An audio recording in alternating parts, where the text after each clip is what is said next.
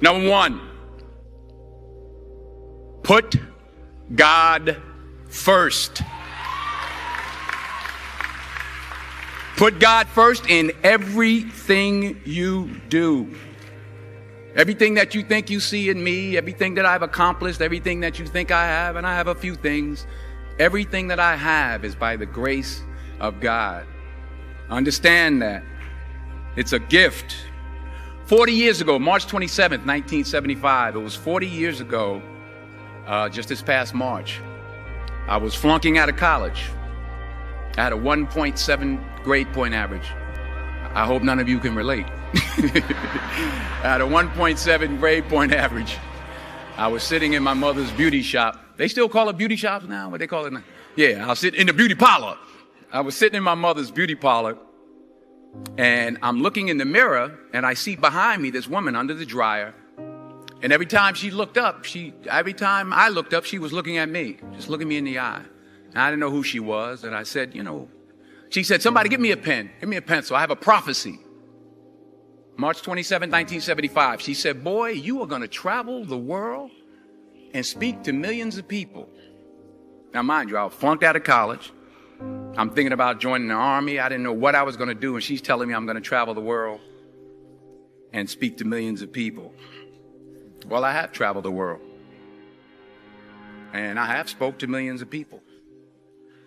But that's not the most important thing, the success that I had. The most important thing is that what she taught me and what she told me that day has stayed with me since. I've been protected. I've been directed. I've been corrected. I've kept God in my life, and it's kept me humble. I didn't always stick with him, but he always stuck with me. So stick with him in everything you do.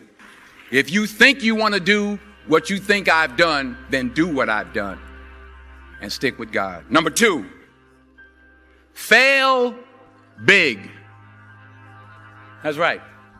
Fail big.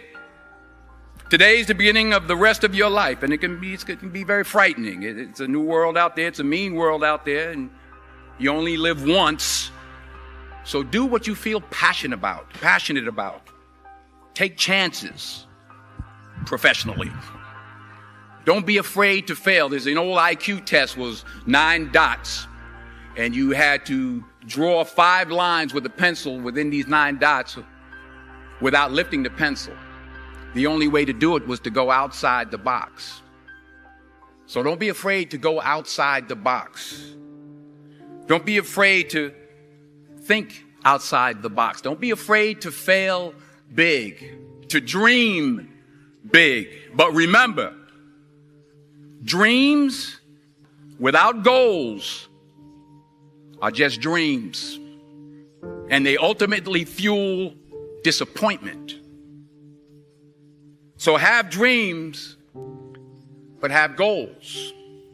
Life goals, yearly goals, monthly goals, daily goals. I try to give myself a goal every day. Sometimes it's just to not curse somebody out. Simple goals, but have goals. And understand that to achieve these goals, you must apply discipline and consistency. In order to achieve your goals, you must apply discipline, which you have already done, and consistency every day, not just on Tuesday and miss a few days. You have to work at it every day. You have to plan every day. You've heard the saying, we don't plan to fail, we fail to plan. Hard work works. Working really hard is what successful people do. And in this text, tweet, twerk world that you've grown up in, remember, just because you're doing a lot more doesn't mean you're getting a lot more done. Remember that. Just because you're doing a lot more doesn't mean you're getting a lot more done. Don't confuse movement with progress. My mother told me, she said, yeah, because you can run in place all the time and never get anywhere.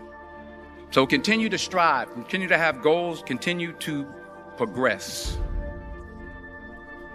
Number 3, you'll never see a U-Haul behind a hearse. I'll say it again. You'll never see a U-Haul behind a hearse. I don't care how much money you make, you can't take it with you. And it's not how much you have. It's what you do with what you have. We all have different talents. Some of you will be doctors, some lawyers, some scientists, some educators, some nurses, some teachers. Yeah, okay. Some preachers. The most selfish thing you can do in this world is help someone else. Why is it selfish? Because the gratification, the goodness that comes to you, the good feeling that I get from helping others, nothing's better than that. Not jewelry, not big house I have, not the cars, but it's the joy. That's where the joy is, in helping others. That's where the success is.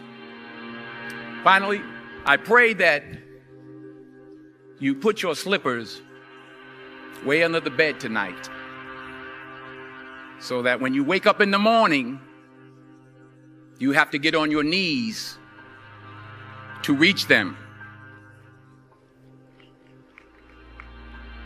And while you're down there, say thank you for grace.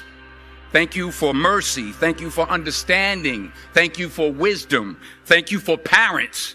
Thank you for love. Thank you for kindness. Thank you for humility. Thank you for peace. Thank you for prosperity. Say thank you in advance for what's already yours. It's how I live my life. That's why I am. One of the reasons why I am today. Say thank you in advance for what is already yours. True desire in the heart for anything good is God's proof to you, sent beforehand to indicate that it's yours already. I'll say it again. True desire in the heart, that itch that you have, whatever it is you want to do, that thing that you want to do to help others and to grow and to make money, that desire, that itch, that's God's proof to you, sent beforehand already to indicate that it's yours. And anything you want good, you can have. So claim it. Work hard to get it. When you get it, reach back. Pull someone else up. Each one, teach one. Don't just aspire to make a living. Aspire to make a difference.